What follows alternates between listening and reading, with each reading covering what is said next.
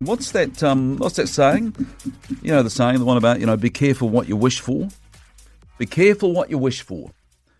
And that's how I'm feeling this morning about the government giving Christchurch an exemption from the new housing intensification rules, which would have enabled three-storey properties to be built on single sections anywhere in the city. Instead, that level of intensification is going to be limited to certain parts of town, including the city centre, Church Corner, Riccarton, Hornby, Linwood, Shirley, Merivale, Edgware, Papanui.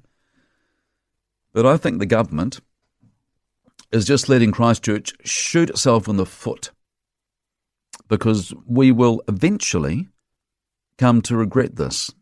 I'll tell you why in a second. Mayor Phil Major, he's delighted because the City Council, of course, pushed back and claimed that, we're doing enough already on the intensification front. We've got enough of that. And you'll remember how a few months back the council agreed to extend the areas where it would be happy to have more dense housing with three-storey buildings per section, largely within a few kilometres of the four avenues, but also in areas like Riccarton, Hallswell, Belfast, around shopping centres, and what's described as, quote, walkable distances from core public transport routes. Then the council wrote a letter to the government saying, it thought we've done enough, we've gone far enough, and the council requested an exemption from more intensification in other parts of the city. Well, the council's got what it asked for, but I think we will live to regret this decision, because it's only going to mean one thing: the city expanding beyond where it is now, which is why I've been saying in recent times that we need to get over ourselves and we need to accept that greater housing density is the only way forward, especially when we consider the rate of population growth here. We've got all these council people. I mean, do they know what they're doing? We've got all these council people, especially, banging on about wanting to grow Christchurch. And there was that billboard that Phil Major had at Wellington Airport saying, it was very good. It said, the beehive might be in Wellington, but the buzz is in Christchurch.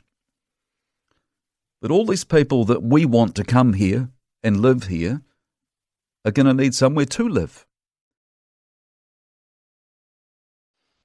And the last one that I found really quite troubling was this massive gulf in our perceptions of immigration. And the reason why it was such a big surprise to me is because in the last decade, New Zealand has been extraordinarily dependent on immigration for population growth and for our access to workers and skills, right? That has been the shorthand for how do we meet our skill shortages and economic growth in New Zealand. In Australia, 8% of people say immigrants don't make good citizens. In New Zealand, it's 49%. And NZME's strategy, as outlined to my understanding at the AGM yesterday, was to really try and leverage or make the most of their digital trading platform, which is One Roof, primarily dealing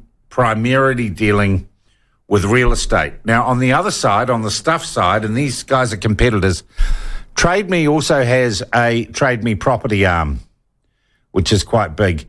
And in case you missed it, opening a newspaper or going onto any news site in this country, real estate advertising is the kind of yellow brick road of mainstream media companies. They are constantly, so they advertise with the banks for interest rates and everything else. Banks are major advertisers.